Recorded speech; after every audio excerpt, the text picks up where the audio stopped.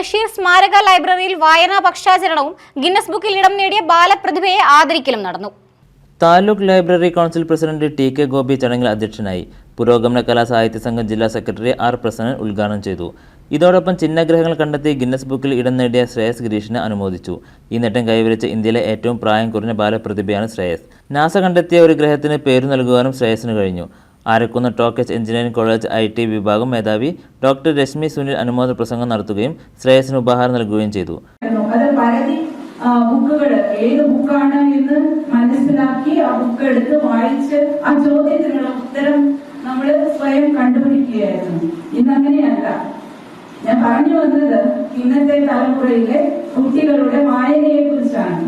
ഇപ്പൊ കാലം മാറുമ്പോൾ, കാലം ഉരുളുമ്പോൾ, നമ്മൾ കേട്ടിട്ടുണ്ടല്ലോ, കാലഘട്ടം മാറുമ്പോൾ പല കാര്യങ്ങളിലും മാറ്റങ്ങൾ അത് സ്വാഭാവികമാണ്, അത് അനിവാര്യവുമാണ്.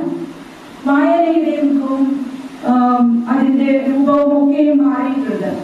ഇന്നത്തെ പുതിയ തലമുറയിലെ കുട്ടികൾ പ്രധാനമായും പരമ്പരാഗതമായ വായനയേക്കാൾ ഉപരി ഈ ബുക്കുകളെ ആശ്രയിക്കുന്നതായി കണ്ടുവരുന്നുണ്ട്. അതായത് ഈ ബുക്കുകൾ എന്ന് പറഞ്ഞാൽ നിങ്ങളുടെ മൊബൈൽ ഫോണിലേക്ക് ഡൗൺലോഡ് ചെയ്ത് വായിക്കാൻ പറ്റുന്ന തരത്തിലുള്ള ഡിജിറ്റൽ ബുക്കുകൾ.